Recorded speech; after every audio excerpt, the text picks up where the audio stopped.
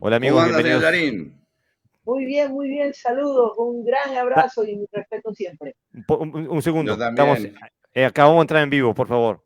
Eh, Hola amigos, bienvenidos a Podcast Doyo. Perdonen la demora, estamos 10 minutos atrasados y sé que hay gente esperando que empiecemos nuestro podcast.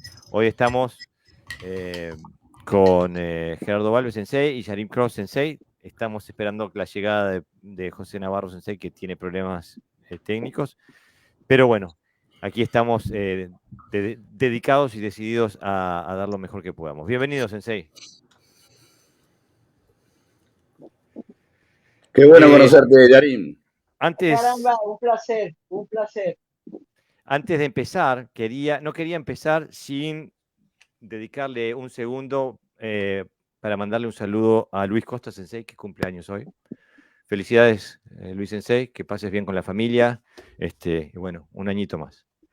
San Giovio Benedetto. Felicidades y muchos años más de vida y práctica. San Giovio Benedetto Gozaimasu, Luis. ¿Y eso qué quiere decir? Muy feliz cumpleaños. Ah, me imaginaba, pero hay que estar en el piste. Bueno, Anda hoy tenemos. practicando. ¿Eh? Anda practicando. Sí, sí. Bueno, hoy tenemos un tema propuesto por Yarin Cross Sensei, que nos escribe desde. Que viene desde Puerto Rico. Nos mandan nuevamente saludos desde Chiapas, México, Sergio González Peña, Carlos Botero también desde Colombia. Bienvenidos, Senseis. Qué bien tenerlos aquí. Y el tema, como decía hoy, lo propuso Sharon Cross Sensei, que tiene ganas de hablar de un tema que puede llegar a ser polémico, espero que no lo sea, y si lo es, que sea para aprender nomás, que es sobre los dogmas en el karate. Entonces, sería correspondiente, Sensei, que empezaras tú, tirarte al Bueno, ruedo. claro que sí. Si ustedes me lo permiten, yo soy vieja escuela, me gusta apuntarlo todo. Primero me encantaría empezar con una definición bien sencilla que encontré en la palabra dogma. Dice, definición de la palabra dogma. Un dogma es un principio o creencia que se considera como una verdad absoluta e irrefutable y se establece como base para cualquier campo de conocimiento. Ya sean los sentimientos sobre los cuales se trabaja e investiga el dogma. Entonces, después de eso, ¿verdad? Me encantaría, como a manera de pregunta, ¿el dogma será útil? El dogma podrá ser un punto de partida. Apartarnos del dogma nos hará encontrarnos y entender una verdad más balanceada, o será un desarrollo saludable. ¿Qué será el dogma? Bueno, bienvenido José Navarro Sensei, espero que puedas enganchar, te veo entrecortado, me parece que seguimos con los mismos problemas que veníamos experimentando, parece no haber mejorado. Eh, bueno, entonces venimos con el tema de los dogmas. Sensei, ya que tuviste la definición, ¿por qué no te animas a entrar al meter el tema en el karate? Por supuesto, este, para mí no hay tal cosa como algo negativo. Hay unas posibilidades, ¿verdad? El dogma, a pesar de ser algo que nos encierra en cierto punto, Si no entra ya, es que no me bajo, da señal. ¿Tienes el puesto es ahí? una cosa que nos puede dar pues, una dirección, que nos puede ayudar a tener unas bases sentadas, ¿verdad? Como cuando uno es un chico, uno necesita unas bases y una dirección, y pues los dogmas nos dan eso en muchas ocasiones. Pero eventualmente el karate va madurando, el individuo va madurando y tiene que salir del dogma, tiene que salir de las cosas absolutas, porque todo lo absoluto no nos permite experimentar y llegar a ser nosotros mismos. Sensei, ¿te animas a hablar un poquito más cerca del micrófono? Estás muy, muy bajo. ¿O sí? Bueno, pues entonces permítame un segundo que voy a hacer un ajuste acá. Gracias. Sensei, Gerardo, estábamos hablando de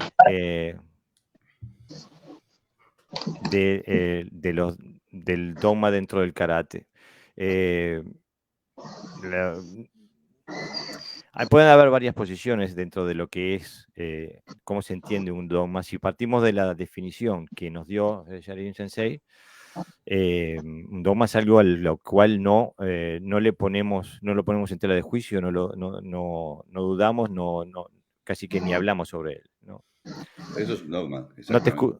¿Cómo? ¿Hola? ¿Me escucharon? ¿Sí? ¿Me escuchás? Sí, ahora sí.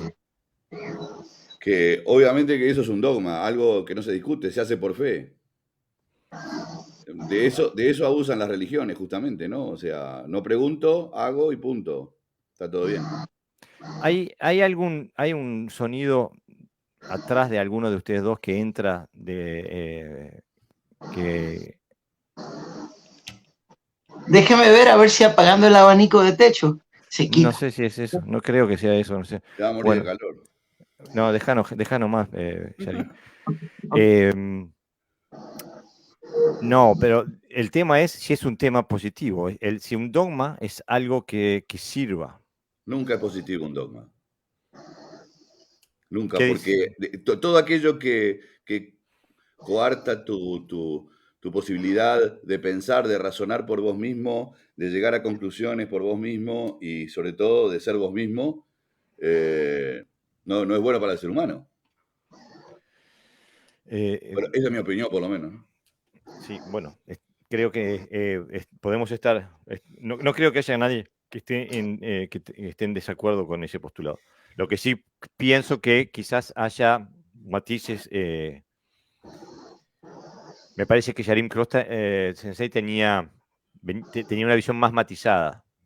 Sí, sí, sí. Yo quisiera ser en esta ocasión, como decimos por ahí, el abogado del diablo, porque, pues, o sea, yo pienso que el dogma para un chiquillo, ¿verdad? Le puede ayudar a darle una dirección, a darle un método. Pero eventualmente, por supuesto, es como todo, las progresiones. O sea, uno se pone el uniforme, entonces se pone la cinta. Y entonces, pues llega un momento en el que para hacer karate tiene que ponerse el uniforme en la cinta, pero llega una eventualidad en que se descubre a sí mismo y empieza a decir, pero es que el karate no está en la cinta y no está en el uniforme, sino está en mí. Y entonces, pues ahí es que nosotros rompemos con esa base de la dogmatización, de hacer que el uniforme y el obi sea la práctica, y la práctica se convierte en la sustancia, ¿no? ¿Te refieres a entrenar con gi y con obi o entrenar sin gi?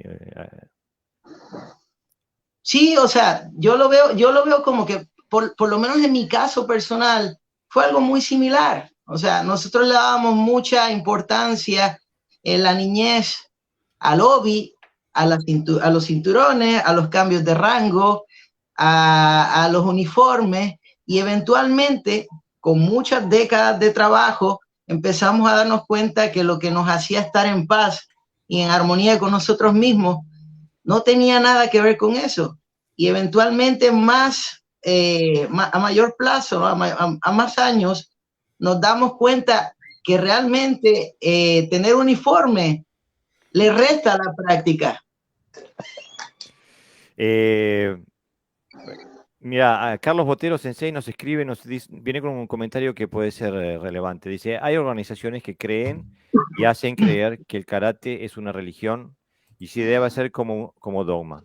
Lo importante creo que se debe practicar y entender el karate de una forma personal mediante la experiencia. Yo pienso que es imposible funcionar en la vida, en la realidad, sin tener algunos dogmas.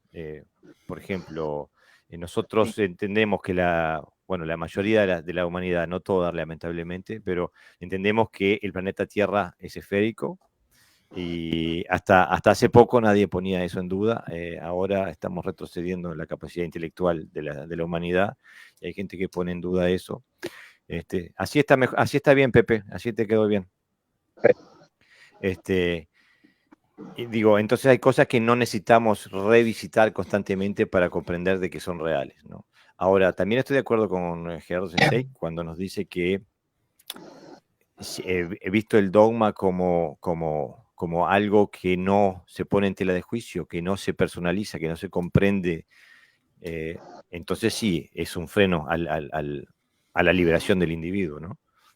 Yo voy a anotar aquí, no sé si lo habéis comentado ya, porque como siempre tengo problemas técnicos de aquí, me voy a tener que ser informático. El dogmatismo, según la RAE, tiene dos definiciones. Una es la primera, que es un poquito la que más o menos todo el mundo entiende, que es una actitud de la persona que no admite que se discutan sus afirmaciones, opiniones o ideas. Y luego hay una segunda, que creo que es la que te refieres tú ahora, Jorge, que habla que es sobre una doctrina filosófica, que es opuesta al escepticismo, que afirma que la mente humana tiene capacidad para conocer la verdad. Entonces, esas dos definiciones son las que se toman como dogmas. Claro. Pero no son incongruentes, son continuas una Lo de que la pasa otra, es que ¿no? una es más cerrada, quizás, y la otra permite, bueno, se usa como para buscar algo real, la realidad, mientras que la otra es lo que dice esta persona, lo que digo yo es lo que vale y no admite otra posibilidad. Claro, pero estamos... Y hay sistemas, como pasa con las artes marciales, que hay una tendencia a dogmatizar, no solamente en las artes marciales, en otros sistemas, por alguna razón, se tiende a dogmatizar y se da casi por bueno, ¿no? Y la iglesia es así, las iglesias funcionan de esa manera. Pero bueno, Sí. pero en el karate, el problema es que mientras nosotros estemos hablando aquí al nivel estratosfero, el nivel filosófico, está todo bien. Pero digo, donde se corta el bacalao es cuando empezamos a hablar en concreto. Entonces yo, preparándome, hice 3 clases de dogmas en el karate, ¿no? Puse los dogmas conceptuales, los dogmas metodológicos y los dogmas técnicos. Porque una cosa es que a todo el mundo cuando entra le gusta el cinturón y piensa en el cinturón negro y yo qué sé. El problema, y eso la gran mayoría de los practicantes que tienen un poquito de experiencia saben después que llegan a la vivencia de que, pero el problema es cuando tenemos un dogma que dice, el karate es kata kihon kumite y nada más, por ejemplo. O Yoda Nuke es para defenderse de un golpe contra la cabeza. Y pasa a ser dogma y lo entendemos de esa forma nada más. Entonces ahí se nos crean problemas. Entonces yo quería, a ver si no se tiran un poquito al agua y hablarme de más en concreto, ¿no? ¿Qué es lo que ven como dogma dentro de la práctica diaria del karate y que quizás habría que ablandar esas posiciones? Y antes de que hagan eso, les voy a tirar el comentario de Javier Meneses Sensei desde Chile, otro monstruo, que nos escribe, dice, saludos Senseis, un abrazo fuerte desde Peñaflor.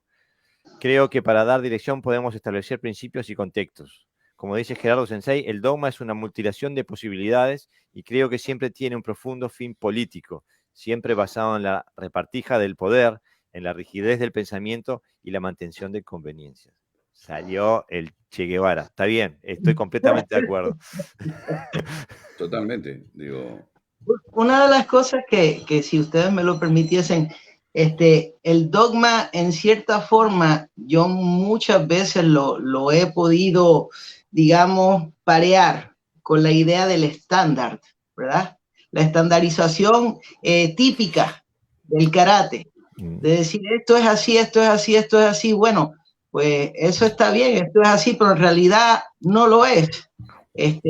Karate es una búsqueda individualizada de tu entendimiento con tu tipo de cuerpo, con tu tipo de movimiento y no a entrar ni en la historia, porque la historia es sumamente compleja. Yo he tenido maestros que me han dicho, Funakoshi dijo esto, maestros estudiantes de Funakoshi. Y entonces, pues, ahondando más, ¿verdad? Con todo el respeto a esos maestros, me he dado cuenta que no era así. ¿Por qué? Porque en karate no puede haber un principio que sea absoluto. En karate hay una constante búsqueda porque el cuerpo cambia, nos ponemos mayores y tenemos unas necesidades diferentes. Y ese es el camino. Yo creo que en el dogmatismo existe un problema que es cuando se quiere disfrazar de ciencia. Que entonces, quiero decir que esta práctica o esta metodología ha dado como resultado pues un maestro determinado con mucho nivel, ¿no? Y entonces todos hacemos eso mismo porque queremos llegar a ese nivel. Y entonces no se cuestiona ni la metodología, ni la técnica, ni la filosofía que hay implícita en el estilo, sino que todos vamos como a la par, ¿no? Y se admite poca holgura porque no permite a lo mejor practicar, por ejemplo, el estilo. Los maestros de otros estilos, aun diciendo lo mismo, no son igual de valorados. Entonces creo que ese dogmatismo es bastante peligroso. Luego hay otro tipo de dogmatismo que podríamos decir que son más leves, ¿no? Porque son temporales. El problema es cuando se perpetúa en el tiempo. Y suele pasar, ¿eh? Sí, Sensei, Gerardo, ¿tú ibas a decir algo? Sí, yo creo que los últimos años, y estoy hablando de los últimos 15 años, no sé si más, ha habido un cambio en la mentalidad de algunas escuelas, o mejor dicho, de algunos maestros de algunas escuelas donde han abierto la mente a otras consideraciones y han ido a buscar una amplitud en el criterio con el cual aprendieron, ¿no? Y eso es bueno. Yo creo que eso es lo que está luchando contra el dogma y contra la estandarización. Creo que se está empezando a comprender que existe un fin que va más allá del medio. Y eso es muy, por ejemplo, Naka Sensei, creo que es un ejemplo de que ha abierto su mente a la búsqueda de raíces que le permitan tener un discurso diferente, un discurso más realista, más ayornado a lo que es la vivencia fuera del dojo, porque el dojo son 4 paredes y no hay verdad en el dojo. O Claro. sea, en el dojo nos preparamos para recibir la verdad, pero la verdad puede ser mucho más dura que lo que vemos en el dojo. Exactamente. Nos manda saludos Martín Fernández Rincón de España, un sensei que tiene un canal de YouTube muy interesante donde hace recensiones de libros de karate. Se los recomiendo a todo el mundo. Pienso que yo, por ejemplo, hablando del tema, reflexionando, por ejemplo, uno de los procesos que más, porque uno, aunque sepa que el dogmatismo es malo, no puede evitar tener pensamientos dogmáticos. Y a mí, uno de los procesos que más me ablandó, más me hizo salir de mis casillas dogmáticas, ha sido este podcast, encontrándome hablando con senseis, viendo otras perspectivas de la misma verdad, dándome cuenta que, mi forma de ver no es la única, y no es la única buena, no es la única efectiva, no es la única eficiente. Entonces, eso me ha abierto la cabeza. Pero pienso que el dogmatismo puede existir solamente en enclaves cerrados. En el momento donde haya intercambio de información, se empiezan a derrumbar por sí solos, ¿no? Por ejemplo, cuando ahora tenemos la sociedad que tenemos con Internet, con todo esto, y Naka Sensei empieza a recorrer y descubre un sinfín de cosas que estaban más allá del horizonte del Shotokan de la JKA, de la cual él es un maestro, ¿no? Y a la vez eso- da y eso- un mensaje a la gente, ¿no? Que también eso es importante, que ve que un maestro de ese nivel es capaz de irse a otro dojo y ponerse a practicar como casi de alumno, ¿no? Claro. Pero es que, a ver, primero, Naka Sensei es séptimo dan. Sí. Yo creo que también tenemos un problema acá grave, ¿no? O sea, todo lo que es oriental, si tiene es gran maestro, no es ni más maestro que vos, José, ni que Jorge, ni que Yarín. Es un practicante de karate que salió a buscar la verdad. Simplemente que lo que suena raro es que alguien que pertenece a una comunidad tan cerrada como lo es la JK, diga, me importa todo tres cominos y yo quiero encontrar por qué nace esto. Y del Entonces, Honbu Dojo, ¿no? Un claro, a instructor ver, del Honbu Dojo, ¿no? Y esto, inclusive, esto no a es la ver, primera vez que sucede. ¿Cómo? pero yo también fui instructor de Honbu Dojo y vos sos instructor. No. Aquí volvemos a otro dogma. O sea, si viene de Japón y un maestro japonés, es buenísimo, ya es una cosa que. Y no es tan bueno, digo. Yo lo vi competir también y que. A ver, es un buen practicante, como lo sos vos, Jorge, como lo eres tú, Yarín, como lo eres tú, José. Digo, no. Magnificar es otra parte del dogma que tenemos que romper. Sí, claro, por supuesto. Pero yo me refería desde el punto de vista organizativo, cultural y político, de que un instructor del Honbu Dojo de la JKA, siendo el tipo de organización que tú dices, Sensei, salga hacia afuera, ¿no? Está, por supuesto. Ahí es Pero donde se ve que el tipo quiere aprender. Sí. esta no es la primera vez que eso sucede. O sea, también lo hizo Kanazawa. Kanazawa fue también lo Okinawa. hizo. Y los hijos lo siguen haciendo. Y los hijos. ¿verdad? Naka es increíble, muy bueno, pero jamás es Kanazawa. No, porque Kanazawa, y ahí entramos en otro mito. Kanazawa, punto. No va a haber otro Kanazawa, porque ni los hijos son parecidos a él. No lo son. Y no son los dos hijos que van a Okinawa, va uno solo que es el más chico.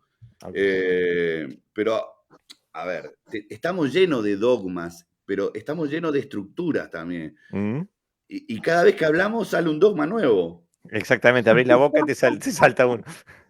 Sí, porque existe el dogma de lo moderno, ¿no? De introducir cualquier elemento dentro de la práctica y se convierte al final, en vez de en un elemento de estudio, en otro dogma. Es decir, todo lo que sea introducir vuelve a ser norma. Por eso digo que puede haber un dogma que sea beneficioso, que nos ayude temporalmente, y otro que se perpetúe porque no queremos saber nada y nos cerramos, ¿no? Entonces, el caso de Naka, yo creo que da buen mensaje y que más por encima del nivel que él tenga, es obvio que tiene representación porque la gente lo sigue, ve que una persona no es cerrada y se abre a otras posibilidades. Y eso puede ayudar a aquellos que creen que en su escuela pues, está prácticamente todo, ¿no? Que son dogmáticos perpetuos, digamos. Claro, ahora, no va a ser fácil romper con eso, con esa estructura, ¿eh? Digo, nosotros acá estamos hablando el mismo idioma, y no estoy hablando de español, estoy hablando del mismo idioma conceptual. Pero a nivel de Japón, está complicado romper con algunos dogmas. Claro. No los quieren romper, pero no van a romper porque la mentalidad a veces cuando es de... hay un tema, cuando la mentalidad es militarista, lo que dice el capitán lo hace el teniente, y lo que dice el teniente lo hace el sargento, y lo que hace el sargento lo hace el cabo, y el cabo al soldado, y punto. Entonces, ese dogma que está estatificado en la graduación es muy difícil de romper. Es muy difícil de romper. En Okinawa, y lo pongo como ejemplo, ese dogma no existe porque el 10º dan y el 3er dan se sientan en la misma mesa a comer y no hay ningún tipo de drama. Cada uno sabe quién es por lo que es.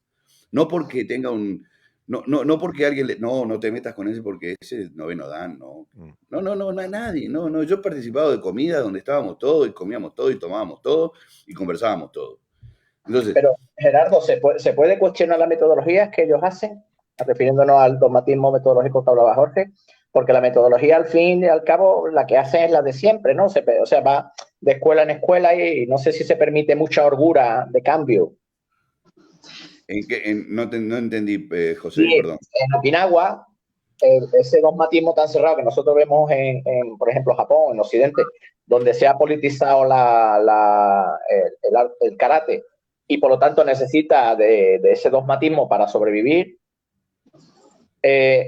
Hay otros componentes que a lo mejor no son tan visibles, pero bueno, que hay una estructura ahí que no se mueve, digamos que es inamovible en cuanto a metodología, en cuanto a sistema de enseñanza, etcétera, etcétera. Todavía en Okinawa se puede ver que las clases se mantienen, si bien existe un principio, yo siempre lo digo, que existe un principio de base, luego hay periodos de la clase donde se abre y un sensei agarra 3 o 4 y así empiezan a trabajar, ¿no? Antes se veía más, ahora se ve un poco menos. Creo que básicamente porque lamentablemente las escuelas que tienen nombre en Okinawa son las que más gente llevan de turismo. Entonces, Si es un dojo que no conoce nadie, generalmente los guías turísticos nunca te tiran a nadie ahí. Entonces, por ahí en algunas escuelas que tenían esa libertad ahora la han visto medianamente cortada porque o el lunes o el miércoles o el viernes, recordemos que en Okinawa lunes, miércoles y viernes de karate, martes, jueves y sábado de kobudo, generalmente funcionan así. Wow. Y se han visto cortadas porque o los 3 días o por lo menos 1 o 2 están invadidos por gente que no tiene nada que ver con la escuela. Entonces a veces tienen que estatificar una clase porque no le van a explicar a cada uno que viene cómo es el método, porque esa gente viene una vez, se lleva el certificadito que estuvo un día y nunca más lo viste. Ahora, en la realidad de Okinawa, fuera de turismo y fuera de practicantes volátiles, no existe, la jerarquía se da por naturaleza, no por imposición. O sea, ¿por qué? Porque naturalmente vos llegás al dojo y saludás naturalmente, no porque te tengas que decir, mirá que tenés que saludar porque mirá que quien está ahí, que es Dios que bajó a la tierra y hay que aprovecharlo. No, se da por naturaleza, porque vos entras a cualquier lado y saludás de la misma manera, y porque naturalmente es parte de la cultura, no es que sea un dogma saludar de una manera determinada, es parte de una cultura, y eso no es un dogma también es un dogma, pero es un dogma que no joroba a nadie, porque es un dogma de cortesía, de delicadeza, de buena educación, digámoslo, ¿no? Entonces, podemos deducir que el dogma en karate, concretamente, o bueno, sí, más en karate, es a partir de Japón, o Sí, se puede decir. sí. ¿Por qué? Por la militarización. Y se complicó muchísimo más con la internacionalización del karate a nivel mundial. O sea, el karate que llega a diferentes partes del mundo son instructores que pues habían sido universitarios, se habían graduado de un programa de instructores que tenía una brevedad, que era muy intensivo, muy bueno, pero que tenía unas severas limitaciones. ¿Por qué? Porque karate, ¿verdad? Y tengo que decirlo, karate, en mi experiencia, yo no puedo hablar de la de otros, porque yo hablo de Yarin. Karate, en mi experiencia, es un arte madurativa. Por eso es que tener un karate dogmático es como tratar de hacer lechugas y tirarlas a secarse. Porque no hay un desarrollo evolutivo del individuo. O sea, no es un camino hacia uno mismo. Cuando uno hace karate, uno no hace Shotokan karate, uno hace la versión que uno ha entendido y ha podido recoger de sus experiencias y evolucionar. Y eso está bien porque el cuerpo de uno es individual. Yo creo que el dogmatismo es inherente a la naturaleza humana y estoy absolutamente seguro que también existe en Okinawa. Porque no se trata de la calidad de lo que hacen, sino de las cualidades de quien lo recibe. Pero estoy absolutamente convencido también de que hay procesos técnicos, metodológicos y conceptuales que se tradujeron mal o no se llevaron en el viaje de Okinawa a Japón y que se suplantaron por otros y que ahora son dogma sin nunca haber pertenecido al karate originalmente. Eso estoy absolutamente convencido. Bueno, Sí. a ver, Jorge. El tema pasa por un país que vivió 1000 años peleando, o Japón.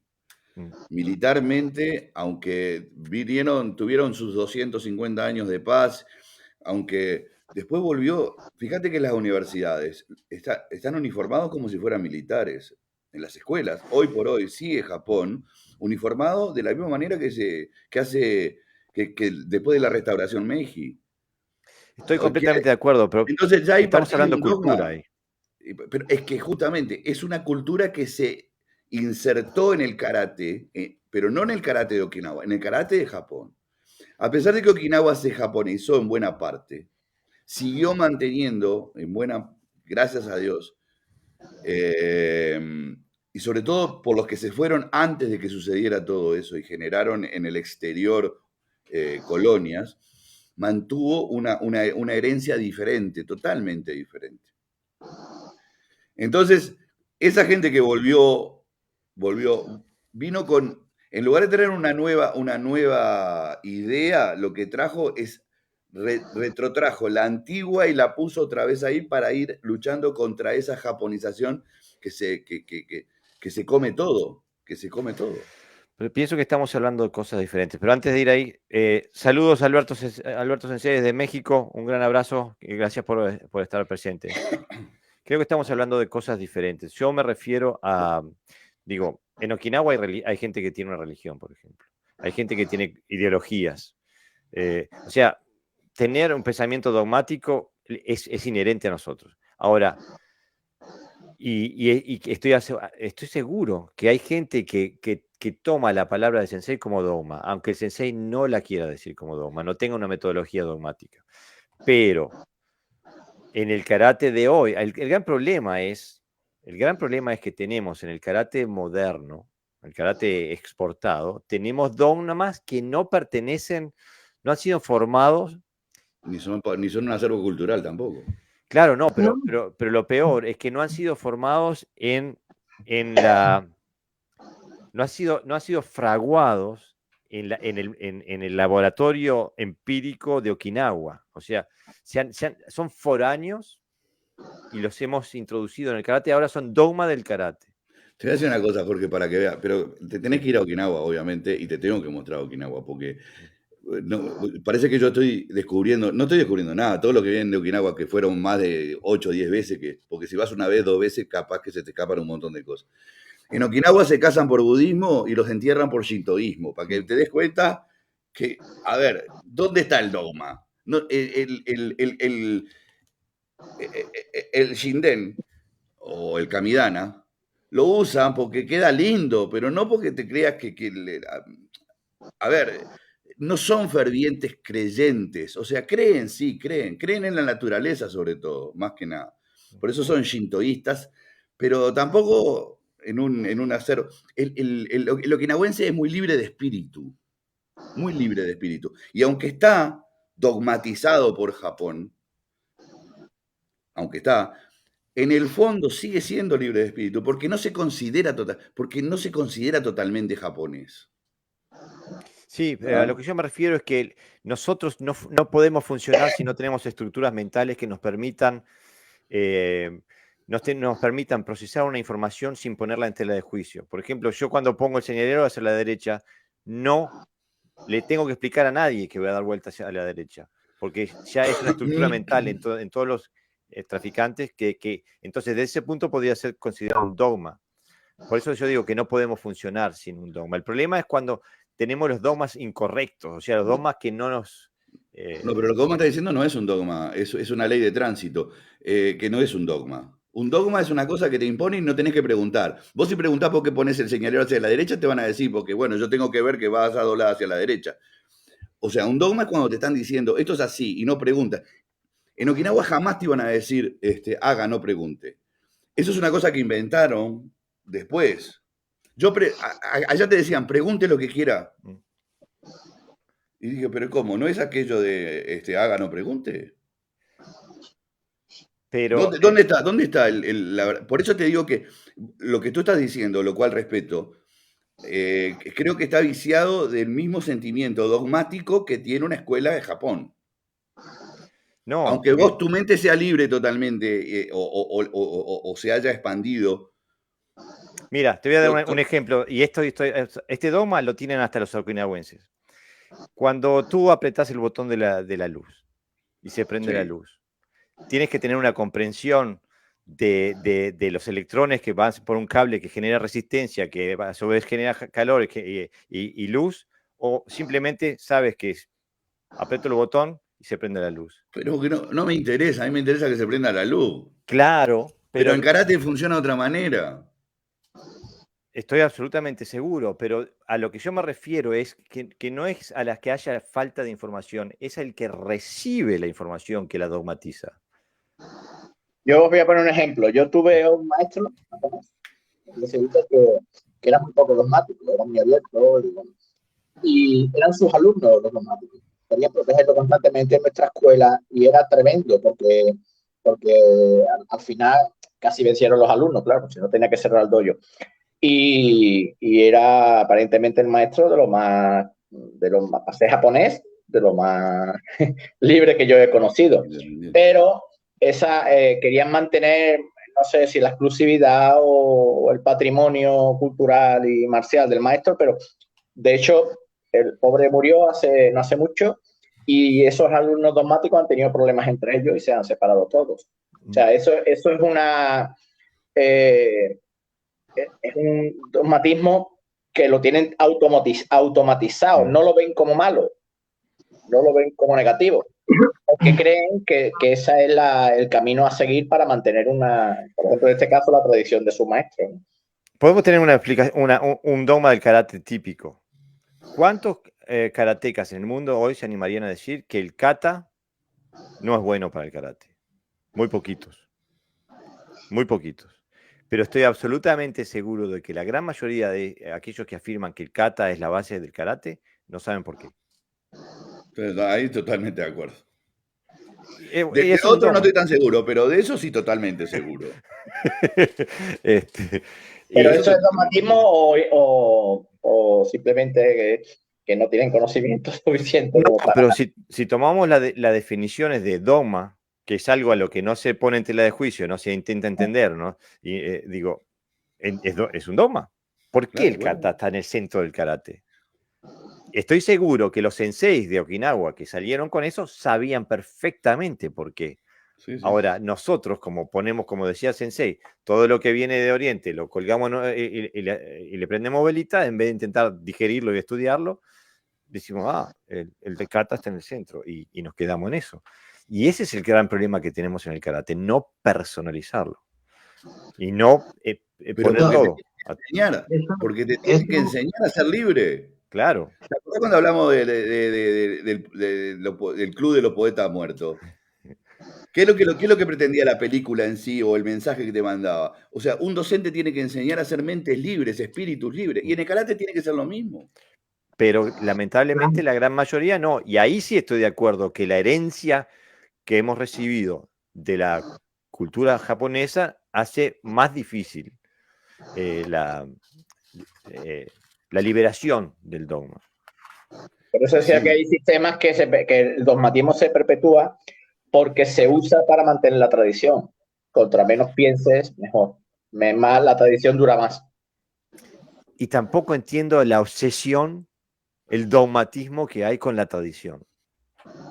No, bueno, y realmente, ¿qué tradición? O sea, la gente habla de tradición y entonces pues yo los escucho muchas veces, ¿verdad? Y me reservo un comentario, ¿verdad? Por cuestiones de respeto, pero ¿qué tradición estamos hablando? La tradición nueva que se desarrolló cuando el karate llega a Japón y habían huecos porque no tenían una comprensión madurada del karate, y entonces tuvieron que meterle cosas del judo y tuvieron que meterle cosas de la natación, o sea, artículos que no tenían nada que ver con artes marciales. Ellos los usaron para poder completar esos huecos horribles que tenía el karate, y eso eventualmente se hizo una regla, y entonces ahora eso es budo.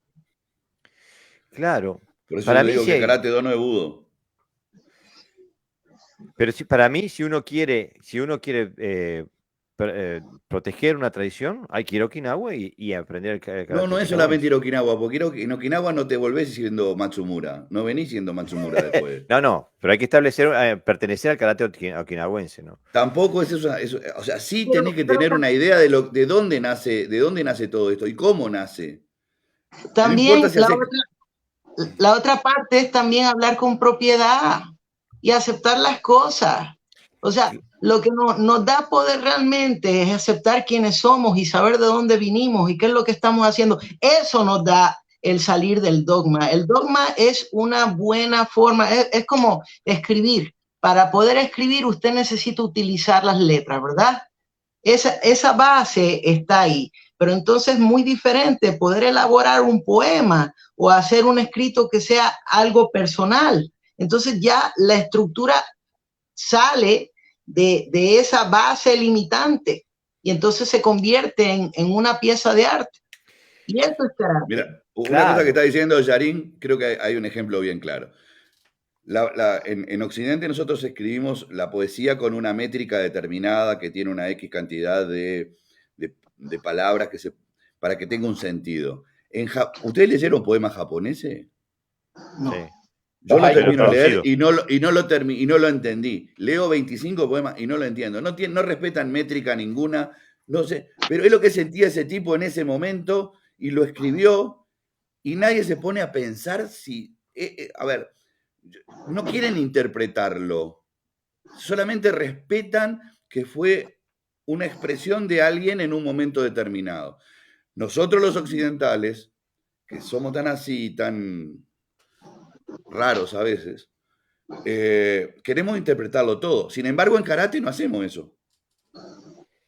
Preferimos que nos mastiquen por nosotros, a nosotros que interpretar.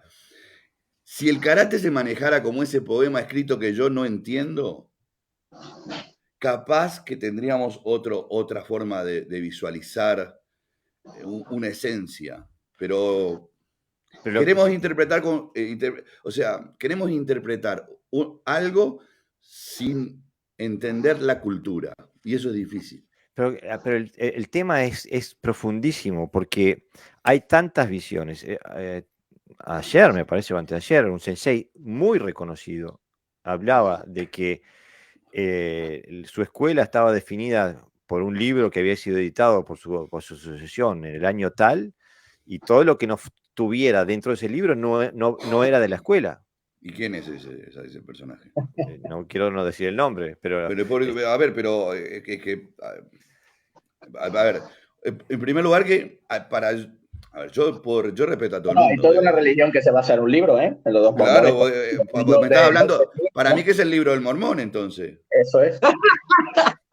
Digo, a ver, yo te pongo un ejemplo claro. A los 16 años yo quise ser cura, entonces me metí a hacer seminario vocacional. Terminado el periodo de 6 meses, donde ya después tenía que decidir si quería ser cura o no quería ser cura, el cura que tenía, éramos grupo de 6, jóvenes, todos jóvenes. Y me dice, mira Gerardo, vos podés llegar a ser un buen cristiano, pero nunca vas a ser un buen sacerdote. Y le digo, ¿por qué? Porque me preguntaste de todo y hay cosas que yo no te voy a contestar, ni tampoco te las sé contestar. Y dije, está bárbaro, me voy a dedicar al karate.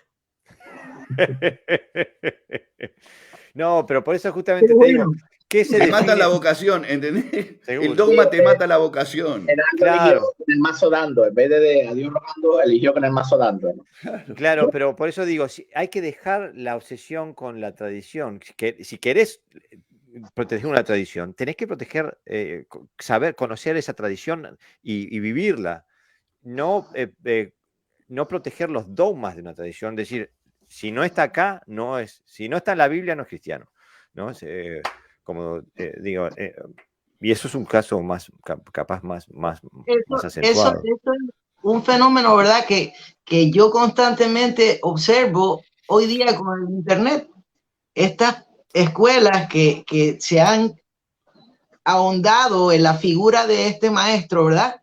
Y que ese maestro ya murió, ¿verdad? Y ese maestro tuvo sus desarrollos, pero entonces ellos ponen toda la figura al frente en el showman del maestro y dicen que ellos hacen el karate del maestro, pero en realidad el karate del maestro ya se fue a la tumba. Claro. Ellos tienen que empezar a decir, sí, yo entrené con este maestro, aprendí de ese maestro, le agradezco todo lo que me enseñó, pero lo que él me enseñó era que era mi responsabilidad desarrollar mi karate. Exactamente. Mira, yo en mi dojo tengo la foto de Otsuka Sensei, el fundador del Wado Ryu.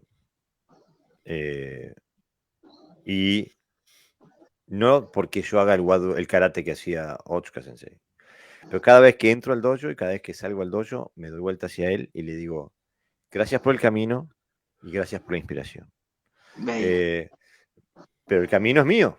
Él empezó, pero cuando se terminó su estadía, quedó y bueno, yo seguí y estoy absolutamente seguro que no seguí en la dirección que hubiera seguido Otsuka Sensei. Digo, pero es... honrar a nuestros padres no quiere decir ser como nuestros padres. Exactamente. Yo creo que el dogmatismo se produce no por falta de conocimiento, que puedes tener mucho conocimiento, sino por algún tipo de ignorancia que no tiene que ver nada con la capacidad de ser consciente de lo que hacemos y dónde queremos llegar, ¿no? Entonces, yo recuerdo en una entrevista a Brad Pitt que le dijeron, empezó a viajar mucho y una de las preguntas era sobre el racismo. Y él dijo, el racismo se cura viajando, ¿no? Pues yo creo que la práctica, o sea, que el dogmatismo se cura practicando, pero practicando en mayúsculas, no practicando solo a nivel físico, sino ahondando, profundizando, discriminando lo que hacemos, siempre, no siempre cuestionándolo, pero sí ponerlo en el laboratorio, experimentando, y eso implica un trabajo personal y un trabajo también de cooperación con otros compañeros, ¿no? Otros karatecas, otras escuelas, incluso otros sistemas que a lo mejor no tienen nada que ver con lo que nosotros estamos acostumbrados a tratar, ¿no? Y eso va dando un equilibrio que te hace, por lo menos, estar alerta, ¿no? Frente a las actitudes dogmáticas. Al principio, uno se da cuenta de los demás, que hay dogmatismo alrededor, y a lo mejor no es consciente de su propio dogmatismo. También es cierto. Y cuando eres capaz de darte cuenta de que tú también eres dogmático, entonces es cuando da un gran paso, ¿no? Para no serlo. Claro. Y eso se consigue practicando a todos los niveles. Mira, justo lo que dices tú, Pepe, Martín Fernández Rincón de España también nos dice algo similar. Dice, sin pretender ser dogmático, los dogmas deberían de ser como la escayola que se pone en un miembro roto y después de un tiempo pierde su función y debemos actuar por nosotros mismos. Búsqueda personal, práctica, reflexión, práctica. Y creo que en eso estamos de acuerdo. Lo que pasa es que hay cosas que no vemos. Hay dogmas que están tan profundos que no lo vemos. Lo que pasa es que hay una... y no lo vemos como dogma. Y ahí es donde está el peligro. Claro, sí. Claro, es verdad eso. Lo que pasa es que hay una línea muy delicada entre hacer las cosas de una manera y hacer las cosas con cierta libertad. Que no libertinaje, sino libertad. La libertad que nace del corazón, de la práctica, de la libertad que nace de la experiencia. Entonces hay mucha gente que no quiere pasar esa línea. ¿Por qué? Porque tiene miedo a vivir esa experiencia. Justamente. ¿Ah? Porque parece que lo que estamos hablando ahora quiere decir que tenés que romper con la escuela que estás, con el estilo que haces, y no tiene nada que ver una cosa con la otra. No hay que mezclar los Pérez con los Martínez. Bueno, se puede mezclar, sí, pero bueno. En cuanto al criterio de decir, mi estilo me dio una forma de ver el karate. Mi escuela me enseñó parámetros para entender mejor el estilo. Ahora que conozco mejor el estilo, cómo el estilo lo adapto a mí, no como yo me adapto al estilo, sino hago a la inversa. Hago un trabajo a la inversa. Entonces, tengo un marco del cual si me aparto estoy haciendo otra cosa. ¿Ah? Es decir, por eso es que hay gente que tiene tanto miedo que mete al estilo en una caja de zapatos y adentro de la caja de zapatos están todos metidos. Claro. Y el estilo no es una caja de zapatos. Pero justamente, si nosotros vemos al estilo como el baluarte de una tradición intocable, escrita en piedra, por supuesto que nadie se anima a adaptar el estilo así. Todo el mundo intenta adaptarse hacia el estilo. Yo estoy completamente de acuerdo con lo que tú dices, Sensei. Pero la gran mayoría de la gente dice, no, ¿cómo voy a adaptar eso, el karate a mí? Yo me tengo que adaptar porque yo no soy nadie. Pero, Jorge, eso es lo que decían los maestros antiguos. El karate siempre va a estar en las mismas pocas manos. Claro, pero eso no es... me estoy refiriendo a la percepción del karateca normal, que dice, no, ¿cómo voy yo a adaptar el estilo a mí? El karateca normal no piensa eso. No. El karateca normal no piensa. Vos perdoname, pero es la verdad, digo. Pero es la verdad, pero no es un insulto. Es como decir, el cristiano, y perdoname el tema de la religión, pero digo, como me siento un poco tocado, el que va a la iglesia generalmente no piensa en la iglesia, piensa después. pero en otras cosas, no en la iglesia. Va porque hay que ir los domingos, porque fue mi viejo, mi abuelo, mi Por tatarabuelo, inercia. todo iba los domingos, entonces yo voy los domingos. Pero no porque piensa, y la retórica del cura, ahora se ha mejorado mucho, porque ahora el cura es libre cuando habla, aunque está limitado, pero tiene mucha libertad, ya no lee tanto, ya lee menos y habla con soltura más. Entonces, cuando ves un cura que dices, oh, este es buen cura, y simplemente es un tipo que tomó la religión como una vocación. Y en el karate también existe eso. Los que lo tomamos como una vocación somos diferentes al resto. Claro. Quisiera darle entrada a los... bueno, dale, Sensei, dale. Una de las cosas que uno puede observar es la legitimización. Hay personas que usan el dogma para legitimizar su figura en el karate. Exactamente. Se asocian con uniforme, se asocian con el cinturón, se asocian con el parchito, se asocian con el diploma en la pared y dicen, yo soy karateca. Y si tú no usas ninguna de estas cosas, tú no lo eres. Pero entonces cuando uno se pone a decirles, pero es una forma muy simplista de ver el karate. Y el karate requiere, ¿verdad? Porque tú te estás poniendo mayor, ¿verdad? Y tu cuerpo va a necesitar unas diferentes formas de hacerlo como lo estás haciendo. O sea que tú no vas a poder seguir con tu práctica. Vas a estar muy machucado. Es un tema de poder, ¿no? Como decía después quiero decir una cosa con relación a eso que estás diciendo tú, pero creo que Jorge quería hacer algo, ¿no?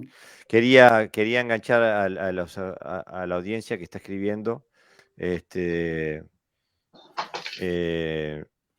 Claudio Bunicar nos escribe, dice, el racismo se cura viajando y el dogmatismo practicándolo. Habría que ponerlo en un cuadrito, muy bueno.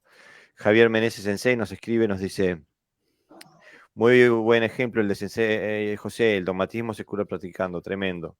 Alberto Cruz nos escribe, nos dice, la mayoría no quiere romper la barrera del dogmatismo debido a que tiene miedo a quedarse solo y ser responsable de sí mismo. Y creo que justamente ahí es donde está el tema, ¿no? Que hay que estar sobre sus dos pies y tomar responsabilidad por lo que uno hace, ¿no? Es que hay muchos aspectos, hay muchos aspectos que están ahí presentes y que podríamos clasificar como dogmáticos, ¿no? Y uno es el que ha dicho Yarín, ¿no? La simbología, que nosotros lo vemos como un símbolo de pertenencia, pero que sin embargo al final no deja de ser otro aspecto más de ese dogmatismo. Mira, por ejemplo, con relación a eso, yo soy una persona muy apegada al pasado. Este lugar que está acá es mi rincón. Yo todas las mañanas me levanto y me tomo el café mirando para este lado y recordando y mirando todas las cosas. Este es mi rincón, este es mi lugar. Y me siento bien. Y no porque adore nada de lo que está acá. Simplemente porque me trae recuerdos de muchísimas cosas que viví. Entonces, yo creo que el sentido de pertenencia no debería ser tomado como un dogma, sino como ese lugar donde yo recapacito sobre un montón de cosas mediante la observación de algo que me rememora esos recuerdos. ¿Ah? Entonces, para mí el dogmatismo es atávico, el dogmatismo es limitante, pero no un certificado es limitante o un cuadro es limitante. Lo podemos hacer limitante si lo idolatramos. Entre la idolatría y la observación hay una enorme diferencia. Claro. El certificado no me hace maestro ni mejor practicante. El certificado simplemente lo que me demuestra es que en algún momento pasé por ahí y pasé por esa etapa. Ahora, si idolatramos el certificado y queremos a su vez que los que vienen atrás nuestro idolatren mi certificado, entonces estoy convirtiendo esta historia en otra cosa. Eso es absolutamente cierto, estoy completamente de acuerdo. Pero quería también tocar, porque hemos rozado un poquito, y que creo que también puede ser una de las grandes motores del dogmatismo dentro del karate, no solamente las estructuras de poder, pero el aspecto social del dogmatismo, porque hay cosas que Bueno, lo podemos formular de esta manera. Hay cosas que si uno pone en tema de juicio, sabe que va a pagar un precio social. Va a ser rechazado por la comunidad a la cual pertenece por poner dogmas a tela de juicio. Y quizás eso también sea un incentivo para no dejar de lado los dogmatismos, ¿no? Utilizar la presión social para decir, no, ese tipo de cosas no se pueden, no se hablan porque es como ser miembro de una secta, ¿no? Si decís que, Es una secta. claro, yo intento ser diplomático, pero Gerardo Sensei que no no. me deja. Pero ¿cómo podés ser diplomático? Aparte, nadie se tiene que sentir ofendido, si acá no estamos puteando a nadie. Digo, pero a ver, acá habemos 4 personas, con 4 experiencias. Y en el núcleo de la cuestión coincidimos. Quiere decir que tan equivocados no estamos, a menos que seamos marcianos. ¿Ah? Entonces, la persona que hace lo que tú estás diciendo, que no se quiere salir del esquema porque tiene miedo de que lo juzgue la sociedad. ¿Qué sociedad? No entiendo qué sociedad, pero bueno, pues la sociedad del karate. El grupo al que él pertenece. El grupo al que él... Entonces quiere decir que esa persona no tiene personalidad. Y en el karate, si no tenés personalidad, no existís. Matsumura existía porque tenía personalidad. Y te retaba a un duelo en el cementerio cuando todo el mundo le hacía el bulleré así porque le tenía miedo al muerto. ¿Entendés? O sea, usaba la estrategia, la cabeza, el sentido común. A las 5 de la mañana cuando salía el sol se ponía con el sai así de frente para que te pegara. A ver, para mí eso lo hizo más... Yo no sé si eso fue cierto o lo tomó de Miyamoto Musashi la historia, ¿no? Pero igual, de cualquier manera, el hecho concreto es que tenía personalidad. Y la gente con personalidad es la que sale, es la que hace la diferencia. El otro va a ser siempre una ovejita más en el rebaño. Sí. O sea, está lleno de ovejas. En la iglesia, un cura amigo me dice, ¿sabes qué? Acá lo que te enseñan es que tiene que haber pocos pastores y muchas ovejas. Una palabra que se usa mucho dentro de la religión católica es el dogma de fe.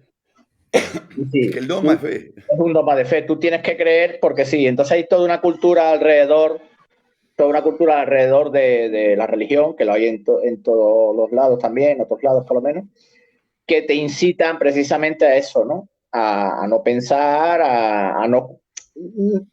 No es tanto no pensar, sino a no cuestionar, porque pensar te dejan siempre y cuando seas bajo los parámetros que indica la religión, ¿no?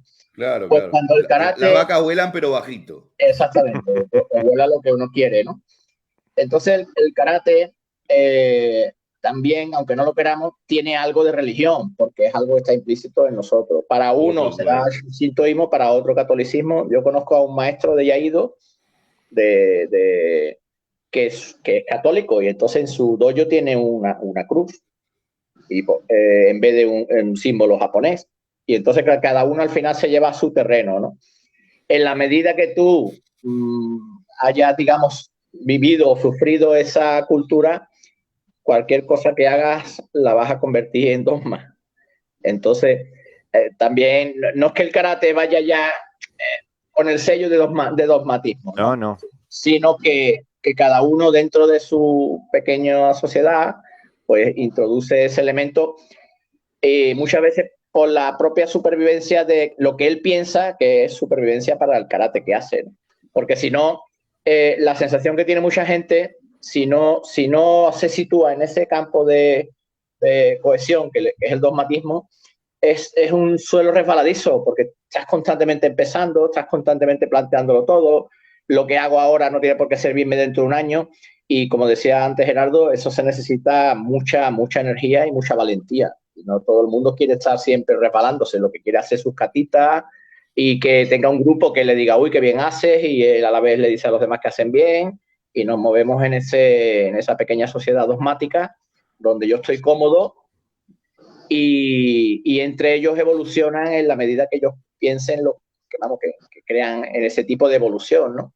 Dentro de su escuela. Pero es difícil tratar con grupos así porque están fuertes, quiero decir, están sólidos en sus planteamientos, aunque sean erróneos, ¿no? Pero, claro.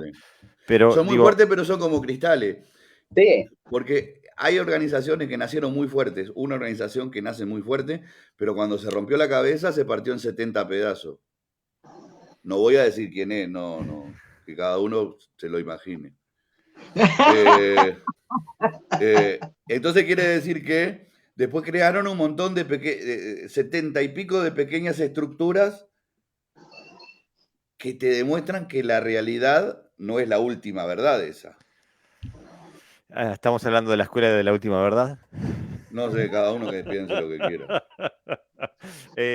No, pero a mí me interesa aclarar a la audiencia que aquí todos tenemos una opinión formada y podemos coincidir más o menos. A mí lo que me interesa, la agenda que yo tengo hoy aquí, no es tanto juzgar lo que puede ser bien o mal, sino intentar identificar qué elementos son los que pueden llevar al dogmatismo, porque si podemos hacer eso, si sabemos de qué aguas no debemos de beber, de qué vaso no debemos de beber, es más fácil evitarlo, ¿no? Yo recuerdo mi propio camino, como el aspecto, por ejemplo, el aspecto social de la convivencia dentro del dojo y de la relación con mi sensei se vio marcadamente afectada y al final se rompió la relación con mi sensei al yo empezar este camino de búsqueda y de poner cosas en tela de juicio. Y tengo compañeros que siguieron ahí y les interesaba las puertas que yo estaba abriendo, pero no decidieron nunca entrar, nunca traspasar esas puertas porque sentían que el precio a pagar de tener que dejar el dojo, dejar el sensei, era demasiado alto. Y a eso pienso que apunta un poco quizás a lo que tú decías, Gerardo Sensei, al tipo de persona que es pastor o es oveja, ¿no? Digo, o sea... Pero vos fíjate que esto viene a colación con aquello de la demagogia y la hipocresía. ¿Cómo una persona que es estructuralmente demagógica te puede hablar de sujarí? Exactamente.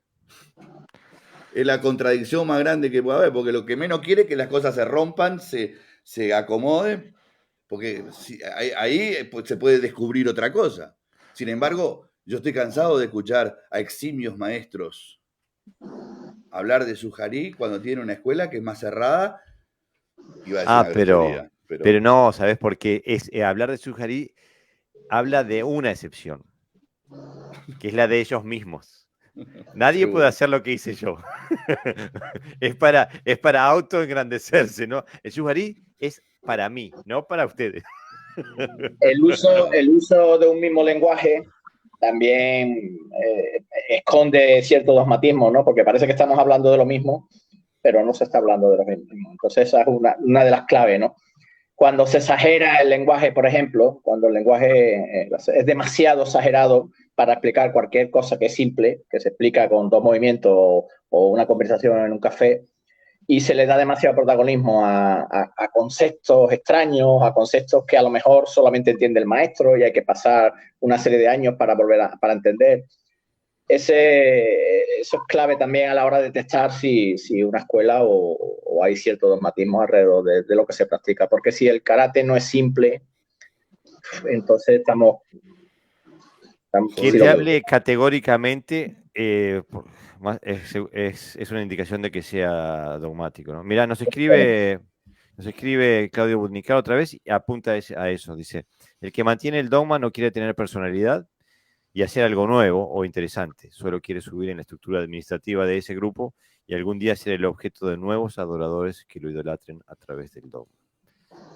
Más clarito, échale agua. Una de las cosas que yo pude observar en mi caminar en esto es que cuando un dogma se mantiene y no se utiliza como una cuestión formativa, ¿verdad? Cuando digo una cuestión formativa es, yo uso el dogma, me ayuda a tener un espacio donde yo poder entender qué estoy haciendo, pero entonces ahí, cuando entiendo qué estoy haciendo, me autoidentifico y dejo el dogma atrás y tengo que buscar en mí que eso que estoy haciendo hace en mí. Entonces ya el dogma se sale y se convierte en mi expresión, mi forma de hacer las cosas. Cuando uno ve las grandes organizaciones, el problema es que el dogma se mantiene y se sostiene. Y como karate es una cuestión de un ciclo de vida, uno ve que cada generación, en vez de que el karate suba, uno ve que el karate va bajando y bajando. Y no solamente bajando, sino como decir, tirar una gota de tinta en el agua, se va diluyendo. Y entonces ya uno lo ve y dice, pero es que esto no se parece a lo que yo empecé haciendo. Y uno se cuestiona y dice, y no solamente no se parece a lo que yo estaba haciendo cuando comencé, sino que ya mi cuerpo necesita otras cosas. Eso fue una cosa que me sucedió a mí. Yo me dañé la espalda, mi Shotokan largo y profundo, ya yo no lo podía repetir, no lo podía sustentar. Y entonces yo tuve que cambiar de una visión dogmática a una visión de necesidad sustentable y sostenible. Y entonces de ahí viene el cambio. Uno de los comentarios que Sensei Valves hizo ahorita, en tanto a los instructores japoneses, que yo se lo digo a todo el mundo, tú no puedes aprender de un instructor graduado del programa de la federación que tú quieras, cuando el instructor es mucho más joven que tú, porque la madurez no se gana con certificados. La madurez se gana haciéndolo y teniendo un cuerpo envejeciente y unas necesidades diferentes a la del jovenzuelo. Quería hacer un paréntesis aquí. Me estoy dando cuenta de que en los que comparten el enlace de esta emisión en vivo, después la gente va y comenta en esos enlaces compartidos y esos comentarios no me llegan automáticamente, no los puedo ver. Ahora, así que le pido a la audiencia que si quieren comentar y que sus comentarios lleguen hasta nosotros ahora, los escriban en la página de Podcast Dojo. Acabo de ver en la página personal de José Navarro Parra Sensei que está lleno de comentarios y me gustaría introducirlos. José Ricardo Hernández Gómez nos escribe: respetados senseis, nos hemos olvidado de las perspectivas funcionales y estructurales. Delfino Huerta nos escribe y nos dice: cuando somos capaces de ver más allá de lo que nos enseñan, empezamos a salir del dogma.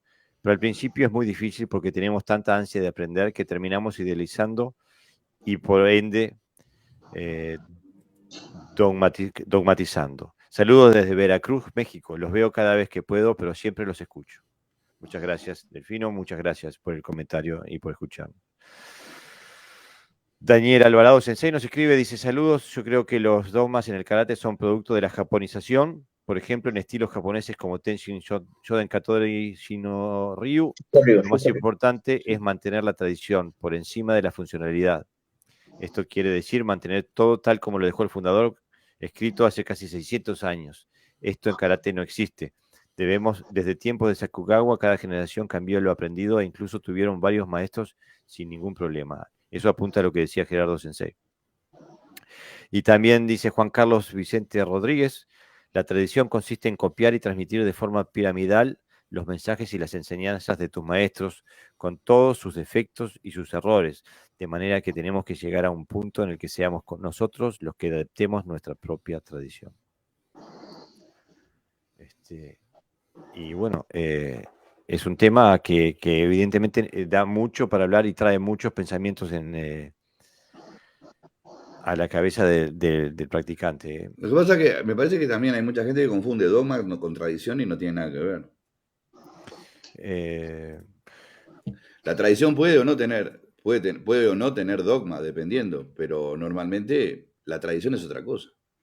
Estamos de acuerdo, sí. El acervo cultural, la tradición se asocia mucho, se tiene que asociar, o se tendría que asociar más al acervo cultural de un grupo, de un país, de una zona, que o sea, la historia es la historia no es un dogma. Que tengamos que reescribirla muchas veces porque a veces está escrita por los que vencieron, como dice el dicho, es una cosa. Que tengamos que hacer revisionismo histórico muchas veces, es cierto. Que se mezcle la leyenda y el mito con la historia, también es cierto. Bueno, pero ya eso entraríamos en otro terreno. La Te puedo tradición poner es un otra ejemplo, cosa. si queréis pongo un ejemplo, no sé si acertado o no, pero la diferencia entre tradición y dogmatismo, ¿no? Aquí es muy habitual la Semana Santa, en una ciudad muy religiosa, entonces tenemos, bueno, los famosos pasos de Semana Santa que salen en abril, y entonces tradicional, lleva existiendo desde hace siglos, además hay toda una cultura alrededor de ella, bueno, imaginería, se tallan, la gente va a ver las estatuas porque son únicas, de una talla única. Bueno, hay un montón de cuestiones alrededor de esa tradición, ¿no? Y entonces a Semana Santa va gente tanto que son católicas como las que no, porque lo que buscan es la tradición, porque forma parte de su ciudad. Pero siempre hay un grupo como que casi te quiere imponer, ¿no? Que tienes que ser tradicional porque vives en tal ciudad. Y entonces, hombre, te tiene que gustar la Semana Santa, ¿no? Pues eso sería el dogmatismo. Correcto. Claro, yo pienso que Correcto.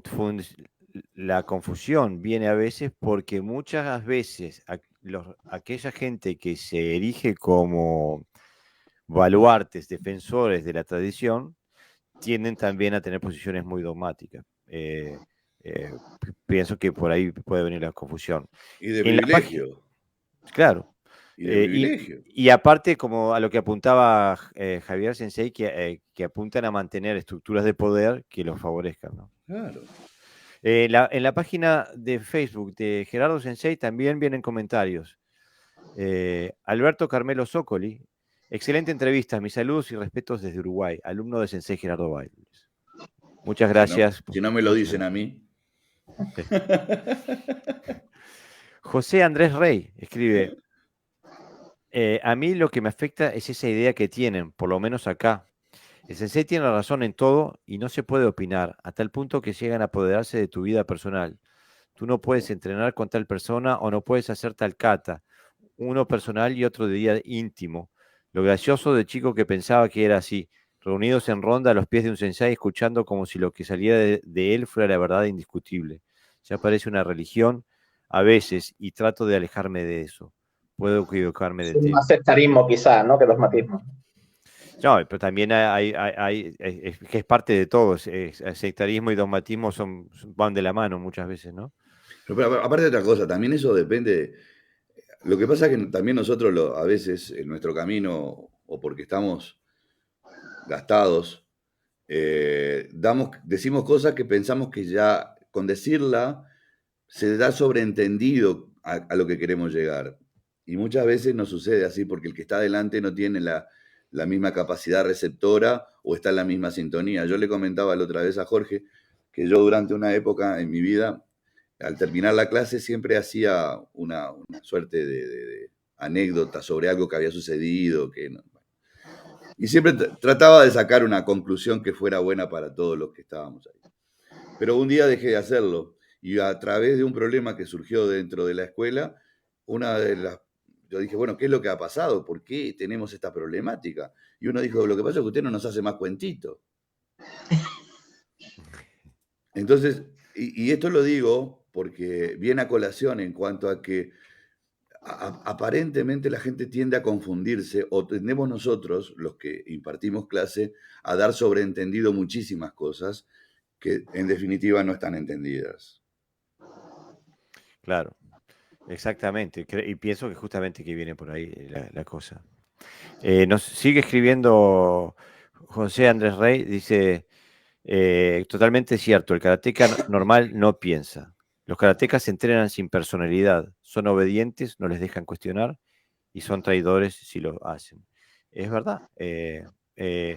Alguien, no sé quién, pero hacía la comparación a un músico, ¿no?